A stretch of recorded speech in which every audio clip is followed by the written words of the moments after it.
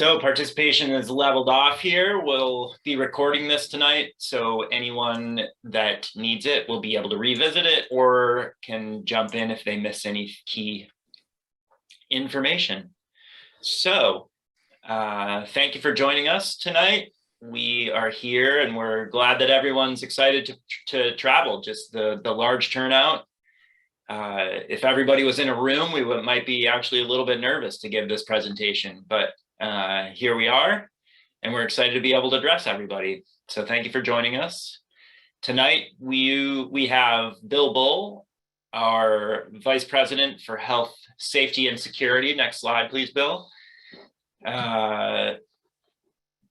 We have Laura Kavanaugh, our Director for Global Navigator Enrollment. And I am Matt Redmond. I'm the Vice President for High School Study Abroad Teach and TEFL programs at CIEE. And we are here tonight, next slide, to talk about, to try to get you ready to travel abroad. So the important things to get ready to travel are to make sure that you understand and know about approach to health, safety, and security, what everyone's role is, what to expect, a little bit about communication, and how to stay safe abroad. A little bit more specific information about what's required due to the COVID-19 pandemic. And we want to make sure that you're ready to travel tonight so that you can get ready, you know, upcoming dates, you know how to prepare, you know what to prepare for. So those are the important things that we are going to address tonight, and there will be time for questions and answers. As I mentioned, we would appreciate it if everybody could use the question and answer function, enter questions and answers. There is also the ability to vote in that box. So you don't have to type questions. If someone else has typed it, you are able to vote that it's an important question to you, and we will prioritize. With over 850 people on this call, it might be impossible for us to answer all of the questions at once. So we will be prioritizing by the voting. So that will help to raise questions to the top for us. Another important item tonight is that this is not the forum to get questions specifically to countries. When will countries open? What will be required on flights for specific countries? Will you meet me at the airport in such and such a country?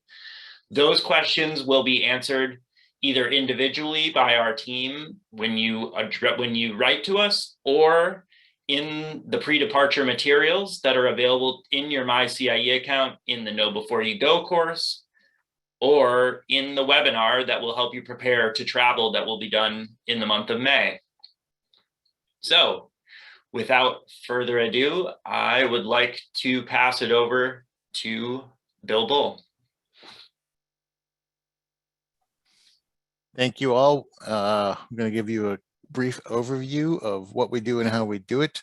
For those of you that have attended these sessions before, I'll keep this part short, and then we'll get into some of the latest on COVID and some of the latest on what we're seeing, what we're managing, and how we will work with you to have students be safe. There we are. So we have a health, safety, security team.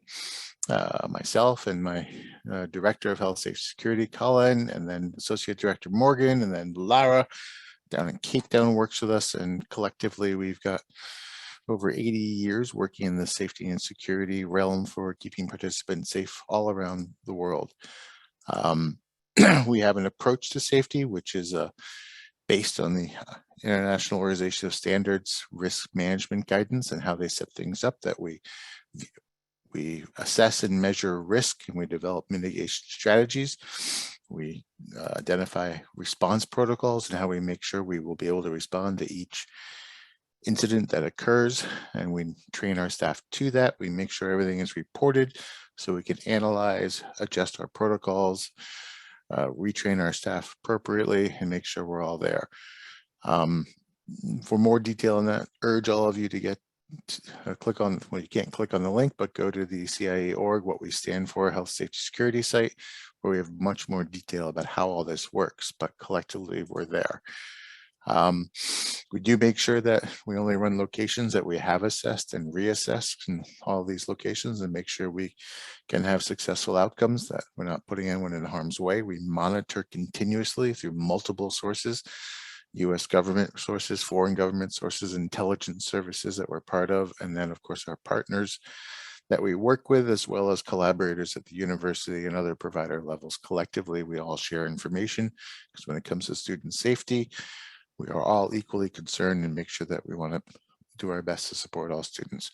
We also have a well-vetted and well-used emergency notification system that we can simultaneously send messages out to all students, text, phone, email simultaneously. We can do this from anywhere in the world.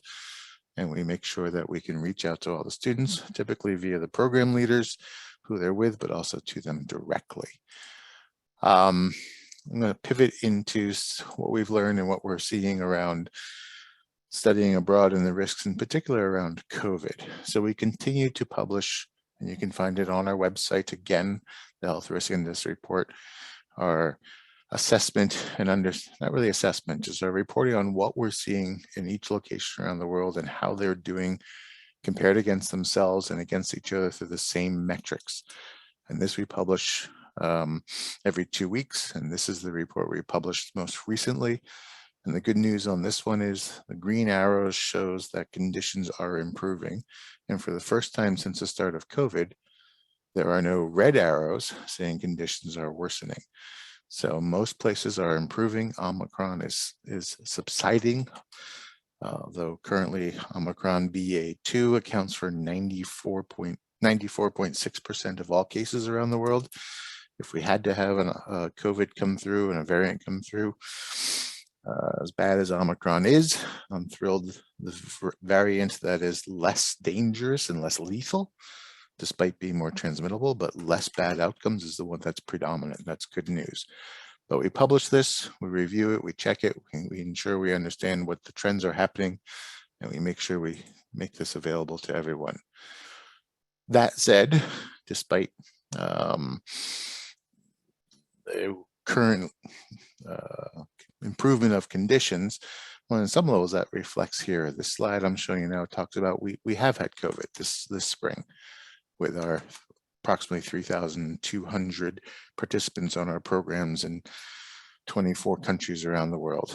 And you can actually, on the left part of the slide, track how Omicron trended. It tells the Omicron story around the world of what % of the students were positive on any given week. The good news here is that from basically March 19th to present, we've been, out of our 3,200 students, we're barely topping double digit, 10, 11 kids confirmed positive. The numbers have been down and they're staying down. We hope they continue to stay down. It has been everywhere. The slide on the right show the part of the slide on the right shows by location. It shows amount. It does not show percentage of population. Madrid stands out here of having 32 cases, but we also have 1,000 participants in that particular location. So it's no surprise that they have the most. But COVID is still existent, Omicron is still existent, and we are tracking the Omicron recombinant variant XC that we're all going to be reading about shortly. And we're currently, no science is saying that is more dangerous or less dangerous. It just is another variant that's taking over with no increased lethality, which is good news. We do operate under a set of mitigation fundamentals, the chief of which is, and this is key, it's all students have to be vaccinated. This is the protection that is most likely to assist students. And we're serious about that.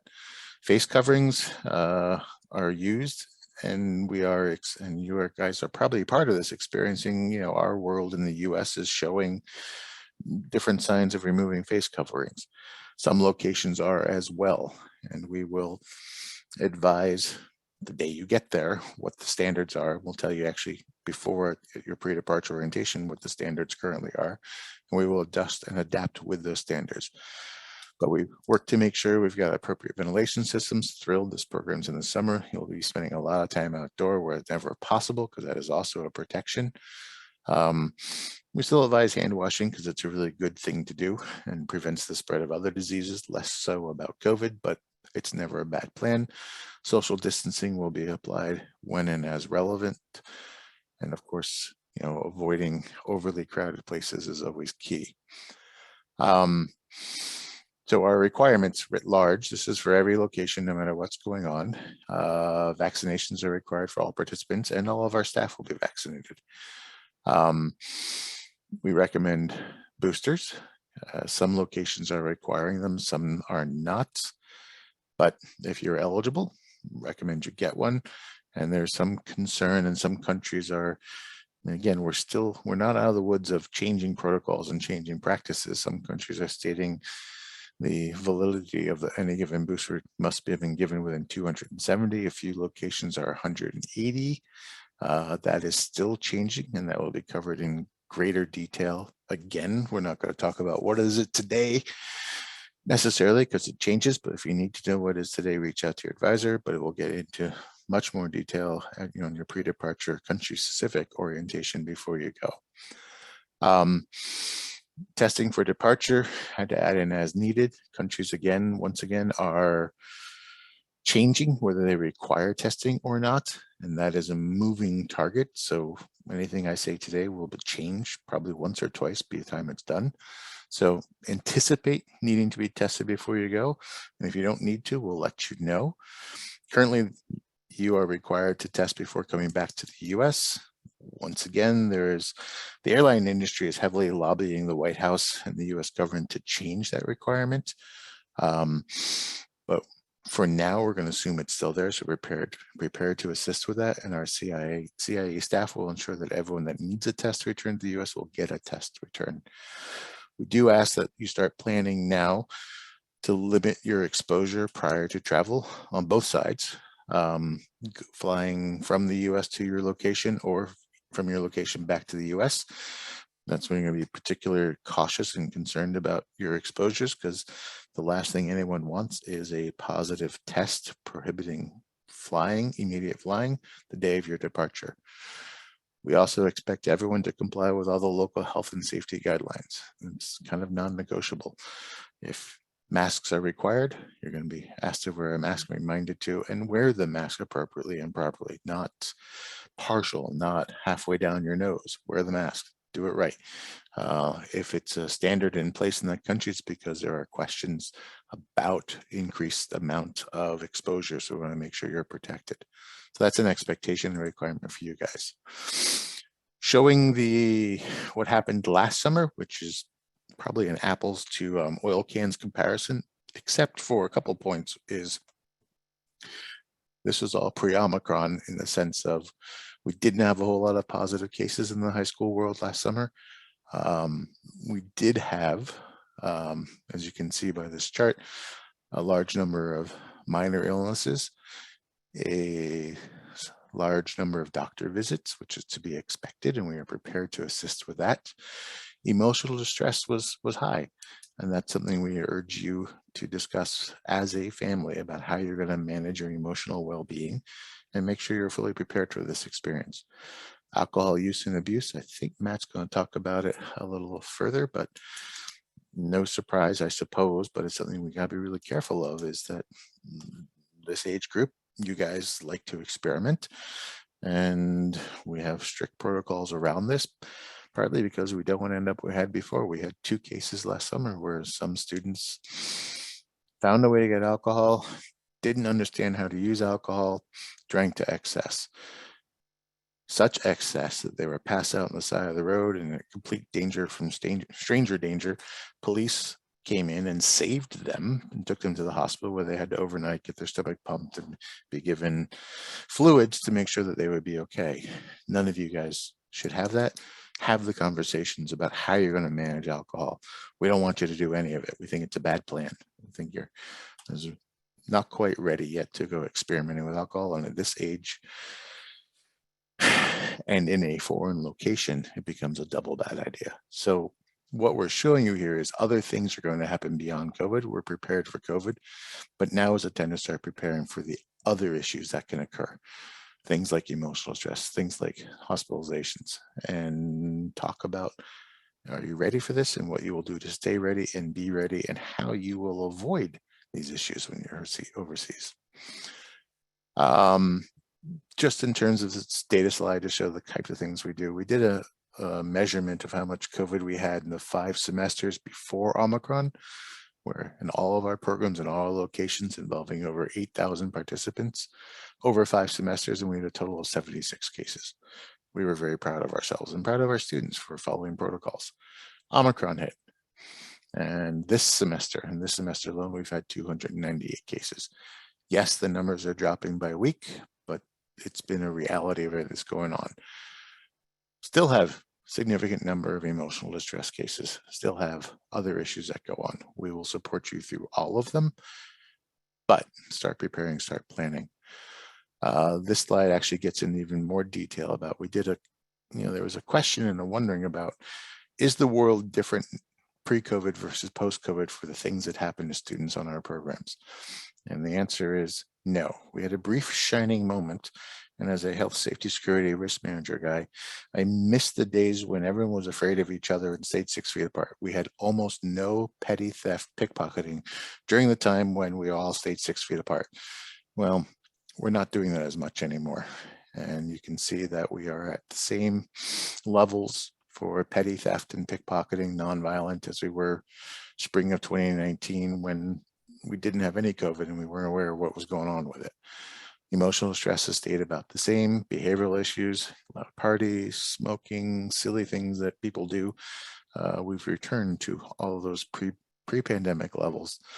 As I think as the world is, I'm not saying giving up on COVID, but trying to move forward, we're moving forward on all other categories as well. So that's our briefing. I'm going to turn this over to Matt to talk about some more of the details around managing safety in a collaborative way. And Matt, have at it. Thank you, Bill. Thank you. On that, it's an extension of that. So it's a really important topic. And this is a really big deal for us because we truly believe safety and well-being is everyone's job. So first and foremost, CIE has resources around the world that are dedicated to student well-being and student safety. We maintain a central team in the US, of which we are all a part of. We participate in. We maintain a 24/7 presence on this side of the ocean in case there are emergencies that need to be translated in either direction or however they need to be managed. We're here.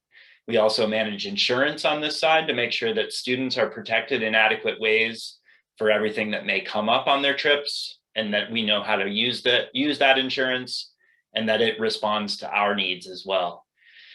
We also carry full staffing in all program locations. CIE actually operates all of these programs. These are not farmed out or contracted out to other operators. So on location, there's the CIE center staff. A very important key point is the program leader. So CIE program leaders often travel with the students on the chaperone flights. They are the local eyes and ears for and the students' first point of contact while they are on program. And they are there to help students process what they're seeing and what they're hearing, what they're believing, what they're not believing is happening to them while they're abroad. This is an absolutely critical part of a successful abroad program, is the ability to understand and process and debrief what has been going on around them.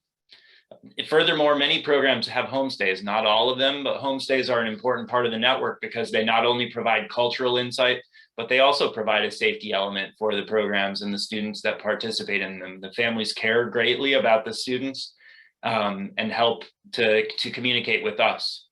Then first and foremost part is the teenager participating on the program, the decisions that are made during the program, and the rules that are followed and preparation that's put into the program.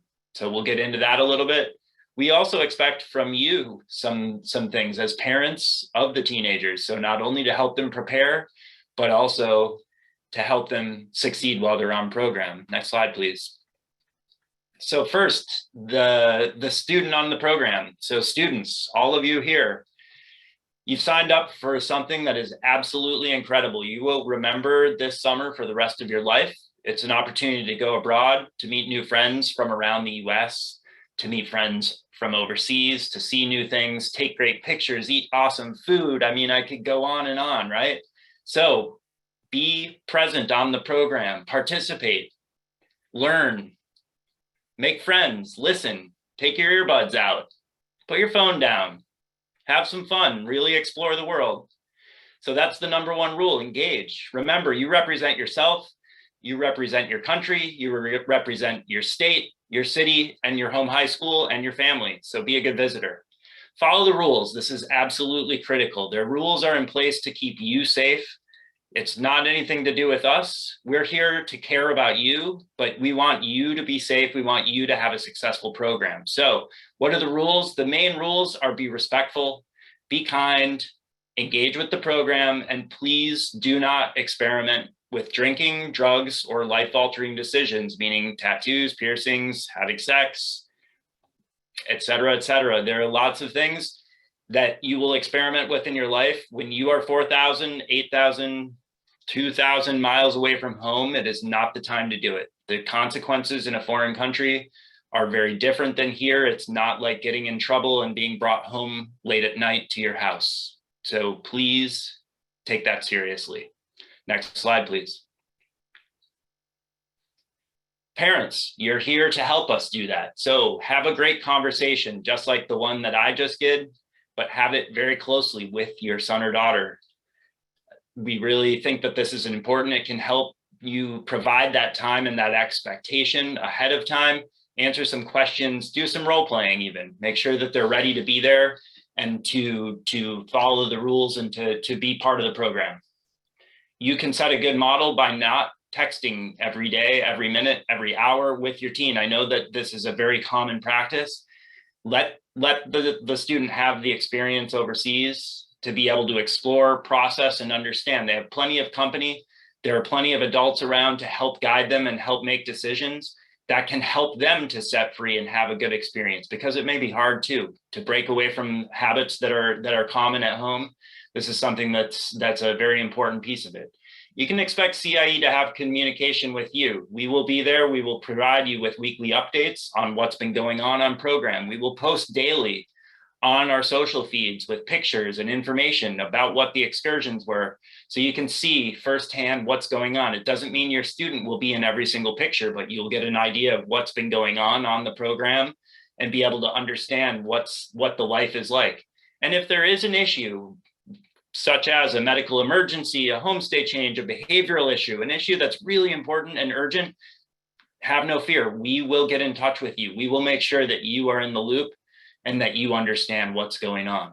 So that's a little bit about expectations on both sides and all sides for what we expect. So with that, we'd like to talk a little bit about getting ready and the fun stuff. So get ready to pack your bags. Laura's going to walk you through all of that part. All right, thank you, Matt. That was great. Great to see 999 people here. Excellent. We just need one more to hit our 1,000 goal. So my team has been aggressively responding to all your emails, phone calls.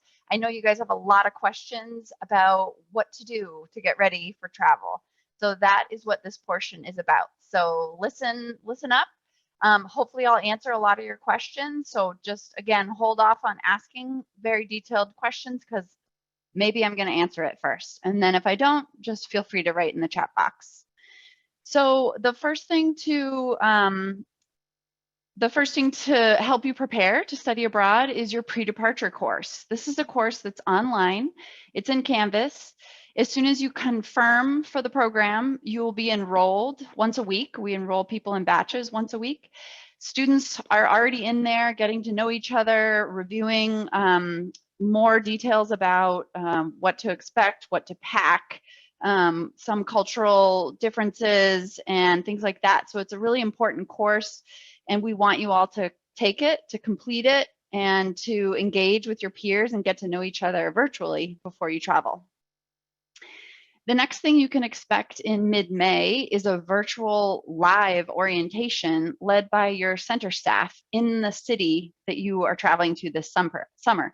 So you'll get an invite in mid-May for orientation, and we want you to join. This is where you're going to get country-specific information about COVID, about the weather, about what dorm you're staying in, about what you need to pack for that city. You're going to meet your peers in breakout rooms and get to talk to each other. And you're also going to meet your program leaders virtually. So this is an important session where you're going to get all the very specific, detailed answers that you're looking for about your specific program. And then prior to departure, CIE will send you your homestay placement if your program has a homestay about 1 week prior to departure. Your dorm, if you're staying in a dorm or a hotel, you'll learn about the name of that hotel at your live virtual orientation with the center staff. So the upcoming deadlines, things that you need to pay attention to next week is that final program balances are due on April 15th, next Friday. So please log into your MyCIE account and you can pay there. Also, if you're taking a language and culture program only, you can choose to get college credit. The fee for college to get college credit for your 4-week language program is $150. It's a great deal and your program is going to be amazing. So I would highly recommend it. We do need you to let us know if you want college credit by April 15th. So decide now and go in, fill out that paperwork, and pay that $150 fee, and we will sign you up and issue you college credit at the end. The other thing for language and culture participants only is that we want you to take a stamp test. The email went out, I think 2 days ago to everybody. It went to students and parents and guardians, and we're asking you to sign up to take a virtually proctored language assessment test in the next couple weeks. So this test is not, there's no score or grade that you're going to get, and there's nothing, you will get a score, but there's no grade that you're striving for. This is just an assessment of where your language level is now. And then we're going to have that test delivered to you again at the end of your program. And we will see the growth that you've had while on program, your language growth. So this is a super important measure for you and for us to see how successful we are at teaching second languages while abroad. So please make sure you sign up for a virtually proctored stamp session. The test takes 2 to 3 hours, so you're going to need some time. We do have weekend slots. We have slots at night. We have slots to accommodate West Coast people. So please sign up and take that test. And then finally, think about, I know many of you are already looking into booking your flight. I'll talk more about that on the next slide, but we do want all flight details and flights booked by May 1st. The next slide. So flight bookings. Everyone should see in their MyCIE account a few tasks related to flight bookings as of today. So maybe you've already booked your flight, so that's great. We strongly encourage people to book their flight through our travel partner agency, FlightFox. This is the link, flightfox.com/CIE, for you to log in and start your search for a trip. I want to just clarify that when you start your search, they do ask for a credit card. It is a $50 fee to book a flight with FlightFox, but if you just want to log in and look at flights, you will not be charged that $50 fee. However, you do have to enter your credit card information. You'll only be charged the $50 fee if you book with FlightFox. We love working with FlightFox because they provide excellent support. If you have an issue, a delay, a cancellation, they are quick and they are creative and they find solutions fast for students who are traveling all around the world, and they're really good at their jobs. So that is why we chose them as a partner. And we've created itineraries for all of our group flights through FlightFox. So we strongly encourage you to book on a group flight because you will have a CIE staff chaperone for your flight. Many of you are minors and you haven't flown alone before, or you haven't flown internationally before. And we're there to support your child and support you and help you have a good experience. If you book with FlightFox, we're going to be better able to assist you in any issues, changes, cancellations. If you decide to book an independent flight, that is okay. However, CIE is not going to be able to assist you with those changes, cancellations, late departures, things like that. So just keep that in mind as you're looking around at flights. If you fly solo, you will need to arrive. Fly solo meaning don't travel with FlightFox, but book an independent flight. You will need to arrive within a specific window of time on arrival day. And then you'll also need to depart within a specific window of time on departure day. Those arrival and departure windows are in your flight reading in your My CIE account. That flight reading is super helpful, very detailed. So I strongly encourage you to download that, print it out, and read it. And then we also discourage you from having layovers in third countries. If possible, please try to book the most direct flight from the US to your destination city. And then one more mention with FlightFox. Last Friday, we launched all the flights for all students to all programs this summer, and that's over 2,500 students. So they are busy. They are trying to book as many flights and find the cheapest options and the best connections for you, but they are slammed right now. So their response time, is typically very fast. But right now they're looking at more like 48-hour response time to your flight questions. So please be patient. Flight prices go up and down and change every day. So please be patient, and they will work as hard as they can to get you a good flight at a good price. So let's talk a little bit more about travel day and what that will look like. So the week before you travel, we will send you an email, and this email will be super important. It will have detailed instructions about who your flight chaperone is, what their phone number is. It will have a bunch of reminders about what you need to bring on your flight. For example, photocopies of your passport, photocopies of your credit cards, and other important things like extra masks and hand sanitizer and things like that you always want to bring with you when you travel. The other thing we're going to send you in mid-May are entry requirements for your specific country based on what the embassy websites say as of mid-May. These entry requirements, I think, will answer a lot of your questions about, do I need a COVID test before I go? What happens when I arrive? What is required to get in? Do I have to do a QR code? Things like that. All of that will be detailed in these entry requirement readings that will be uploaded into your My CIE account and also emailed to you. So look out for that email from us. So students will board your flight. Let's say I live in Portland, Maine. I'll board my flight in Portland, Maine and fly to New York City and meet up in JFK. That flight I will take on my own. But then once I get to JFK, that's where I will meet the group and the flight chaperone. So JFK is the gateway airport for all students and CIE chaperones to meet. You should go check in for your flight, send your bags through, go through security, and then meet your chaperone at the departure gate for your international flight. That's the best meeting point. You will have their phone number, so you will be able to text them, call them if you have questions or need assistance, but please go to the gate.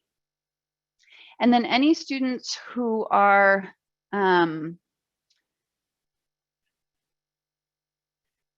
so local staff will pick students up at the airport.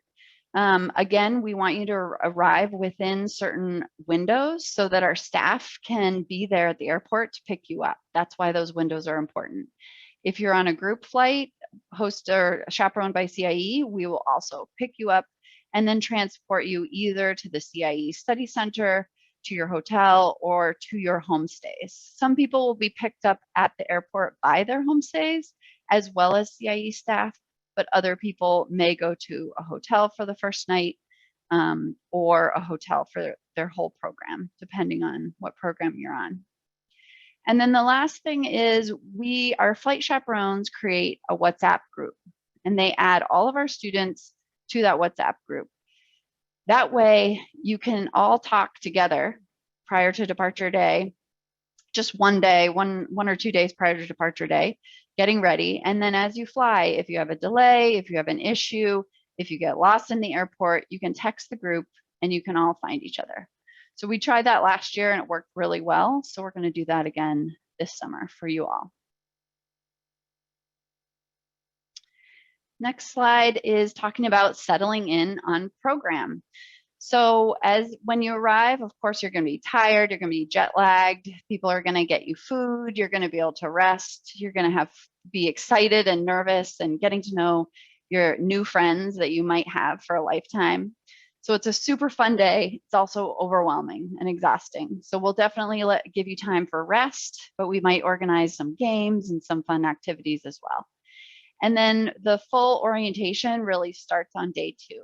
So orientation covers the program schedule. It outlines program rules. It talks in more depth about the culture, about the language, about what's expected, what's normal, what's respectful. We'll go over in detail safety reminders and give you tips about safety in that city or in that town. We'll help you set up your cell phone. We encourage everyone to unlock their cell phones prior to travel so that when they get to the program, we can offer you a local SIM card. That way you can use your personal phone if you prefer, but you can have a local number. If you'd rather, we can also give you kind of a dumb phone or a very simple flip phone, and we want everyone to have that with them at all times. So everyone should have a phone. It should be charged and it should be on them at all times. And this is the safety measure that we put in place so we can keep track of everyone and keep in touch. We'll probably do a walking tour of this town, the city, the neighborhood during orientation to get you guys out and play some fun games and eat really good food. So many students who are going to live with a host family will be meeting your host family for the first time on day 1 or 2. But we encourage you to email them or WhatsApp them or contact them from the US before you go. So it's fun to, reach out once you get your placement, introduce yourself and get to know them before you go. So then next slide. So what does it look like to live in group lodging? So some programs live in group housing, and that, like I said, is a dorm or a hotel or hostel. So typically CIEE reserves a floor or a block of room in one of these facilities for our high school students. There could be up to 4 students per room, and it would be a shared bathroom in most cases, but not always. And then students are roomed by gender or grouped by gender. Program leaders always live in the same hotel, hostel, or dorm. They'll have their own room, but they'll be on the same floor and in proximity so that they can supervise and check in on students and assist with any health issues or even language questions or, any group dynamics issues. They're there to support you and they're in the housing with you. So the names of the programs listed on this slide have group lodging. This is just for your reference. The next slide. Other people will be living with a homestay. So most language and culture programs live with homestays, except for our program in Rome. But then there's some other programs that are not language and culture that have other themes that also live with homestays. So everyone else whose program wasn't listed on the previous slide, you're in a homestay. And I just want to say that our homestays are amazing. They're dedicated to study abroad. They're curious about American culture. They want to welcome you into their home and open their arms to you and provide a positive experience of their country and their city. They're diverse, so not every family will have teenagers.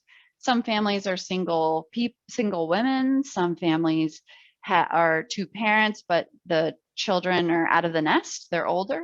And then other families might have teenagers or younger children. So our families are as diverse as our participants, and we're proud of that. So I want you to be ready to embrace the family that you get, and even if they're different than the family you have at home.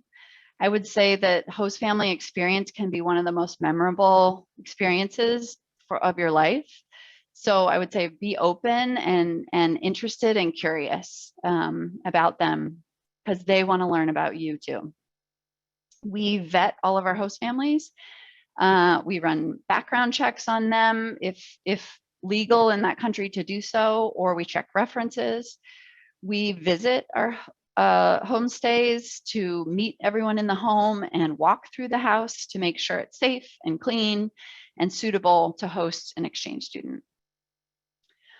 All adults in the homestay are required to confirm that they're vaccinated for COVID-19.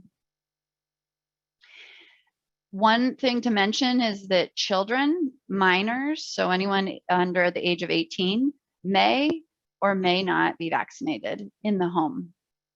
So other countries have been slower to adopt slower to offer COVID-19 vaccination for minors. So it's hasn't always been available to them, depending on the country that you're going to. And then just like in the US, it hasn't been people haven't chosen to do it in many countries, has hesitancy to get under 18 vaccinated. So there's a lot of reasons why we can't 100% guarantee that all the minors in the home will be vaccinated, but many of them may be. Placements can be a single or a double placement with another CIE exchange student. And again, we'll let you know what your placement is, what your family is, and give you some fun details about them about 1 week prior to departure.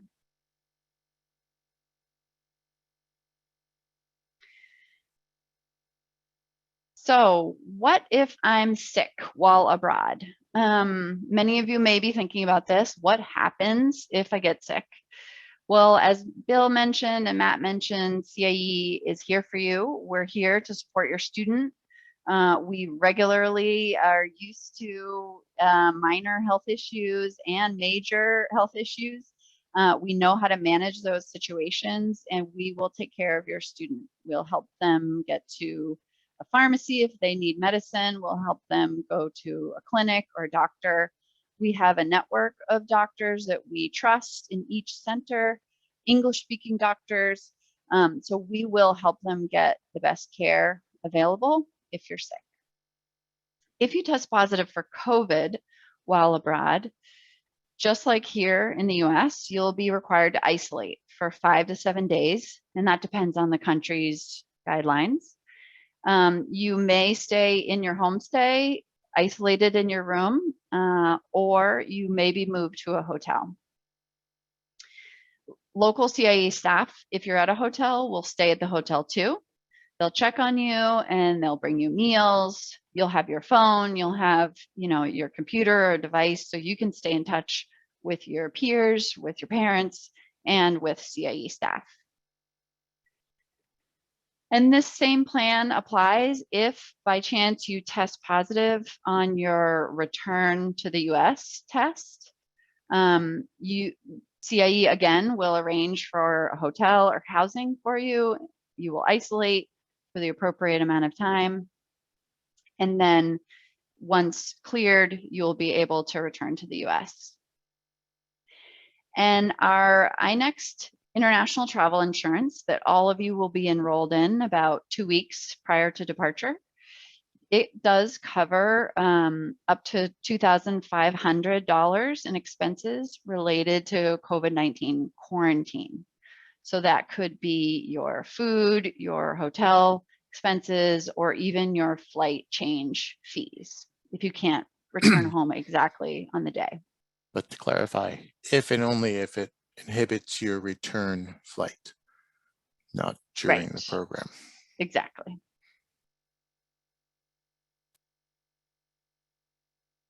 Next slide, I think passing it back to Matt to talk a little bit more about travel and your peace of mind. Thanks, Laura. And this was the last point she was making. It's just stated in a different way. So the official insurance policy does cover in case people test positive before they leave and they're unable to travel home. You are covered for the quarantine period to make sure that you're provided for, and have no fear, CIE will not desert you and leave you hanging in a quarantine hotel by yourself. Even if the program is done, we'll make sure that someone is checking in on you and making sure that you're okay and taking care of you to the best of our ability. We also offer the CIE Program Assurance Advantage. We've offered this throughout the pandemic to make sure that people know if for whatever reason, for safety reasons or otherwise, we have to cancel the program, we will provide a full refund, or you'll have the option to transfer to another CIE program that's running. That was an example. Japan, we just had to cancel Japan last week because students can't travel there. Every student on the program has the opportunity to switch to other programs with remaining space, as well as to cancel to receive their deposits back. So we believe that we're here to provide travel, not to take money in deposits as a matter of business. If you decide you want to cancel, just be aware of the dates that are below. The initial deposit is non-refundable, and on April 15th, program balances are due, and then we follow a refund schedule that's displayed on the slides. Next slide, please. I mentioned earlier that every center will be posting daily, regularly on Instagram. Each CIE center has an account that they create. They post for all of the programs that they run throughout the year on that account. You can start following your CIE location. Now you'll get a sense of what's going on program, even during the spring semester leading up to program. You can also follow the CIE Global Navigators Instagram account or TikTok account, and you'll get to see more opportunities just to see what's happening and different posts from our past on that account. We'll also be holding regular contests to post content during program on TikTok to highlight what's going on the program. So be aware of that. It's an opportunity to win some spending money while you're abroad. So that could be pretty fun, or to buy some fun stuff when you get home. Next slide, please. And then another really fun thing that we do is we provide every student, next slide. We provide every student the opportunity to share their experience with their friends for rewards. So you can share a referral code right out of your MyCIE account. This will happen as soon as you arrive on program. Provides you with a code, or you can send an email directly out of the platform. You get a reward and you provide a discount to your friend or to the person that you reward. So share away, it's something that's very successful. We have many students who take advantage of this every year, and it's a fun way to spread the word about our programs. Next slide. We're going to end with some key dates for you to make sure that everyone knows what's coming up. These are the important tasks that are due. Everybody should be working on booking flights and getting ready for program. And then there are various pieces, either financial or preparatory tests or forms that are due from now until departure. Please understand that homestays will arrive the week prior to departure, most likely. That is was a mistake in the slide. So we will leave it to questions, and we can see if there are any themes in the questions that we should answer out loud. Laura, I think there were a lot of questions about phones last time I was in there, like understanding how do phones work? Do you need to have an international plan? Can you have both an international plan and a local plan? What does a SIM card mean? What does it mean to unlock my phone? If you could kind of just walk through what we do with phones, that might be helpful for people. Yeah, sure. So unlocking your phone makes it so you can use a local SIM card while abroad. I don't have all the details of how to unlock your phone, Matt. But I think you can Google it, or sometimes you can call your phone service provider and they'll teach you how to do it. So if you want to borrow a CIE phone while you're like a local phone, instead of unlocking your phone and getting a SIM card, you can do that. We will have flip phones, like dumb phones, we call them, on site, and you can pick those up at orientation. If you want to stay in touch while traveling, especially if you're not on the group flight, you will need an international plan. It's recommended to purchase one, at least for the travel days that you'll be traveling to the country and home from the country. Sometimes they can be cost prohibitive, so you don't have to, but we would recommend it because, especially if you're traveling independently.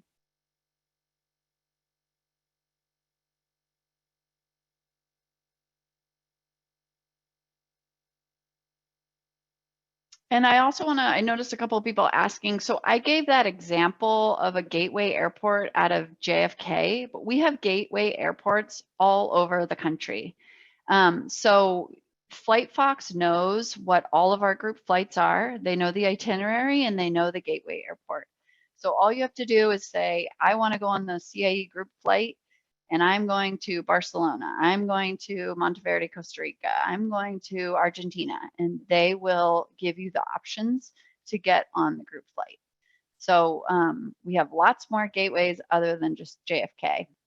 West Coast, middle, everywhere, lots of options.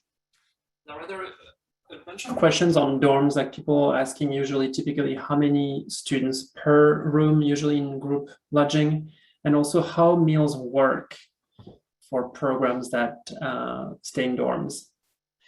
So it depends on the dorm. I think on my slide I said up to 4 students per room.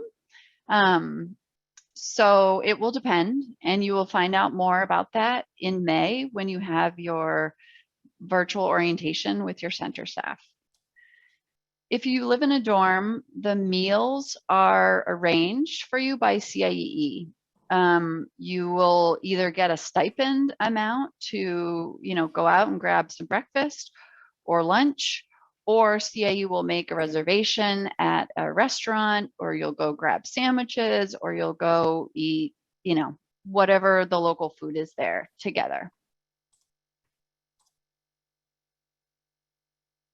Can you talk a little bit about free time and curfews?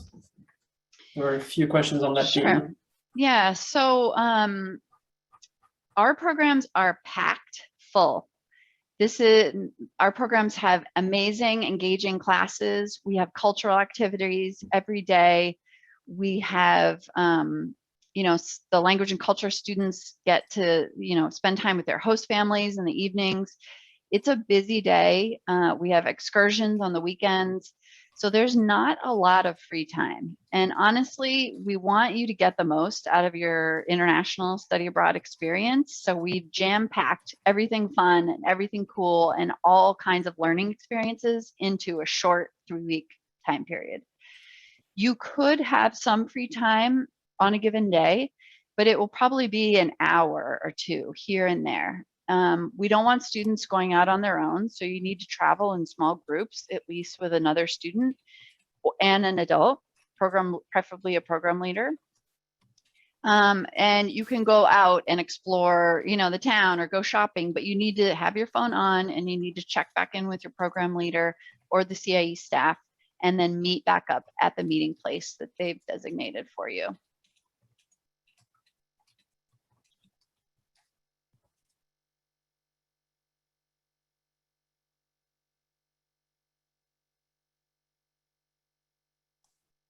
Can you say there were a lot of questions on the number of participants per program? Can you give people a sense of that? I mean, it's different for every program, but speak generally about that. Yeah, it really varies depending on the program that you're on. Some programs may have 10, 12 students. Other programs may have 80 students. If your program has a lot of students, we break the group of 80 up into smaller cohorts. So you'll be in a smaller cohort that feels intimate. You can get to know each other, and you'll do your museum visits or your bike tours or your kayaking trips, your excursions together. You'll also be in language classes based on your level. So that will also be a smaller group experience of about 12 to 15 students in each class. But the programs vary greatly in size. Can you say a few more words about host family safety? More specifically, there were a few questions about like, what if there is rats in the homestay, or if there is like a safety situation, like how do we deal with switching homestays? Sure. I could Bill, talk a little bit about that. So just like none of you currently have rats in your homes, that doesn't mean you've never not had a mouse suddenly appear or even a rat appear, depending on where you are. All homestays are inspected by our staff. They're visited, they're checked in with, and they are clean at those times, and their families who don't want rats in their homestays either. That said, the world's a crazy place. Strange things can happen. If the student has any problem, and here you're going to hear this 1,000 times, and please embrace this, they need to reach out to the program leaders in our CIA staff on the ground immediately. Calling back to you at home, calling your mom, and then mom calling Portland, and then Portland reaching out to the location adds hours because we've done it in the same time zone, and it delays resolution of whatever problem there may be. Students reach out to their program leaders, reach out to program staff in location, take ownership, seize the maturity and the leadership on this one, and work to get whatever issues resolved. We have no intention of leaving a student in harm's way. We'll get people out of harm's way if there's a concern. Sticking point often comes up in things like perceptions of mistreatment versus actual mistreatment. And we will always ask the student to describe it in better detail to understand if this is a intercultural, cross-cultural conflict, or is there a greater concern there? We reuse a lot of families. We don't use any families that we ever get any reports of issues or concerns. But the world is strange, so anything pops up, they need to reach out to us and we will work to address it immediately.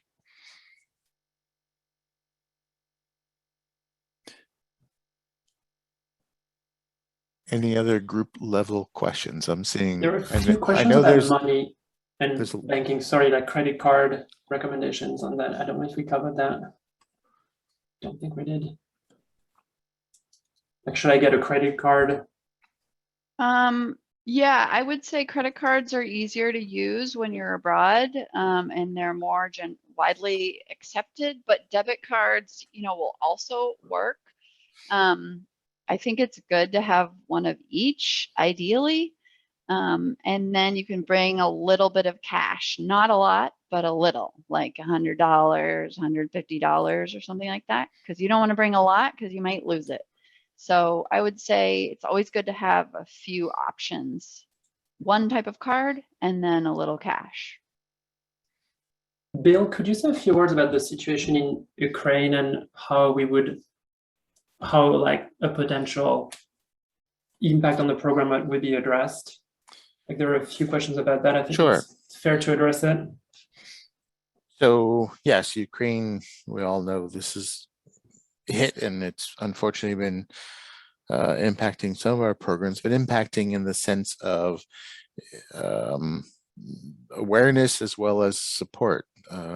Making students have been working to support any refugees that have come into the cities where they're staying. Europe's hearts and homes are open to support any of the refugees that come in. It's always challenging here. Sometimes in refugee situations, you have a mass influx suddenly of a wide variety of people and places, with people fleeing, and not all, and some of them are people fleeing and also struggling. That's not happening in this case. It's women and children that are coming out of the Ukraine. They're being met with open arms. I'm sure you've seen the reports. Support structures are being put in place around the world. Economic conditions and supports are being provided so they're not hungry. And we haven't had a single report of any immigrant causing any incident in any location that borders the area. So we monitor this, we check for all this. We did remove our students out of Russia, mostly not because they were in harm's way in St. Petersburg, but because with airspaces becoming limited, our ability to get them out, should there be a medical emergency that required enhanced care, should there be an emergency at home that they needed to return home immediately, those windows were closing. And the financial constraints that were being applied meant we could no longer ensure that we would have access to cash to pay for all the things we need to pay for in cash, nor could the students necessarily access cash because their particular bank system was no longer aligned with the systems in the local location. So we removed them to Berlin, where they're still studying Russian, and they're doing just fine. So we'll continue to monitor this. We'll continue to track and trace what's going on. Almost all surveys of all the Ukrainians that have evacuated said they're eager to return home as soon as they possibly can. So we will continue to monitor all this. There was a question about being able to ask a non-smoking host family for a teen that has asthma. Is that something you can request through the health form? So there's a task in your MyCIE account called Home Away from Home, and that's where you can specify your requests for specifics around your host family accommodations. Like there's a question, are you willing to live with someone in the home who smokes? And you can say no to that question if you're not. I forgot to answer the part about curfew, Pierre, so I just want to go back to that because I saw a few of those questions coming in.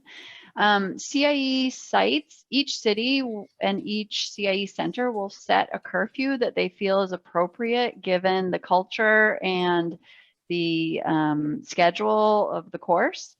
And we tell our host families what this curfew is, and we ask our host families to enforce this curfew with the exchange students.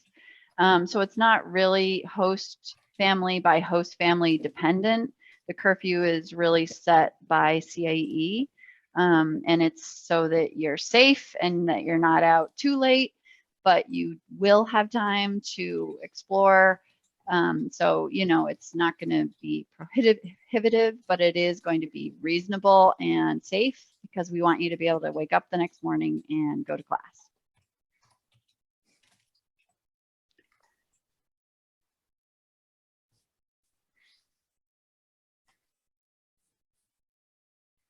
Seeing lots of questions about college credit. College credit is a feature of our language and culture programs. We cannot guarantee that future universities will accept college credit.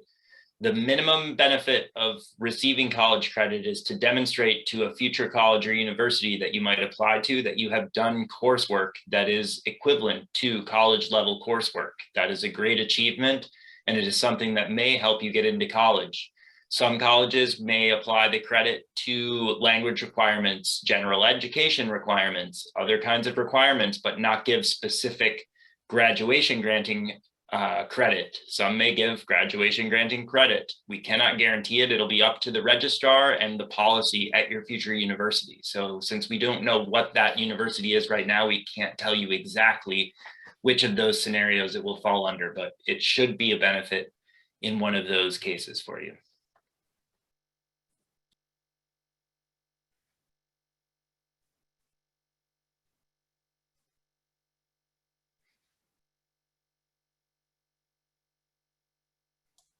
There were a few questions about the technology, the computer requirement, like what to bring.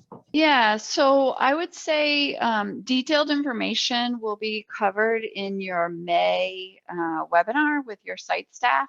They will give you instructions about what to bring, whether you need a laptop or smartphone or some type of tablet or device. I would say language and culture programs, we would like for you to bring some type of device so that you can complete assignments and not have to type everything out on your smartphone because your thumbs will go numb. So for language and culture, I would say definitely plan to bring something. For other themed programs that are not language, it's going to depend site by site. So I would ask at the May webinar. So there was a couple questions about iNext, and let me talk a little more to it. The iNext policy provided is a full medical insurance. And it will cover doctor's visits, hospital costs, not just COVID. It covers all things medical. There are some issues surrounding, like with all insurances, around pre-existing condition coverages, which you are expected to bring your medications with you. They're not going to pay for your medications in place. You're there for 3 to 4 weeks. The expectation is to bring your prescribed medications with you. And it will cover any injury or accident that occurs on program.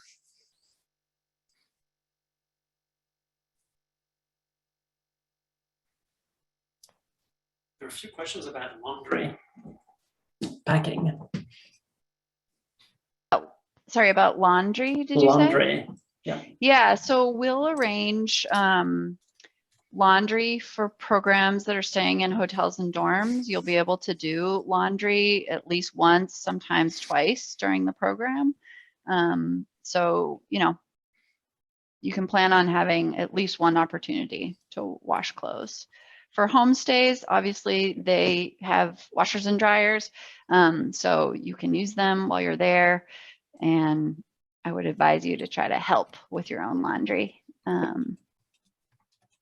Help your host family.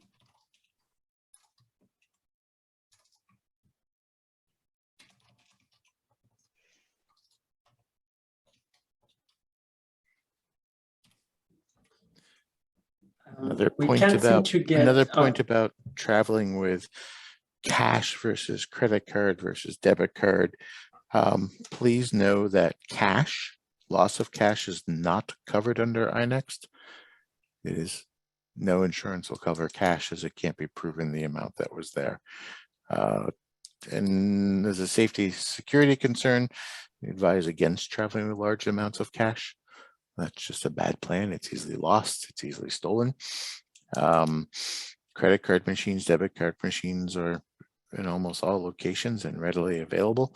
There are a few places that there might be a concern, but again, that's covered in great detail on the website and on your application pages if you want to reference those. And it will be covered again, country-specific information will be covered at the country-specific pre-departure orientation. There are a couple of questions on what happens on a weekend.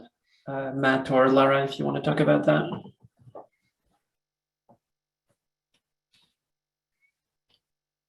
So on the weekends, we will arrange, it depends on how long your programs are. So for language and culture programs, your programs are 4 weeks long. So you have one extra weekend. One of the weekends is spent just getting to know your host family and hanging out with them and participating in whatever they're doing. Another weekend, there'll be a day trip where you'll go as a CIE group, organized by CIE to a cool, fun location, organized by bus or train to see some of the iconic sites that are nearby. And then a third weekend, you'll either do an overnight trip or another day trip, like a multi-day trip. So it depends on your location, but there are activities planned on the weekends. If you're in a themed program, so not a host family, there will be at least 2 weekends where you're out doing excursions.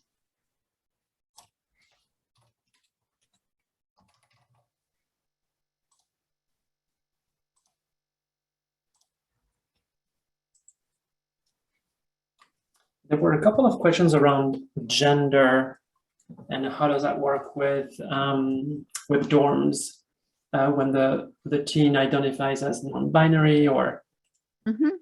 Yeah, that's a great question. So in that same task that I mentioned, home away from home, there are questions about that. We also have another question in your MyCAE account about how you identify. So our site staff take all of that information into account when placing you with a family or when pairing you up for your dorm roommate. So please just make sure you fill out information honestly so that we can house you according to your preferences.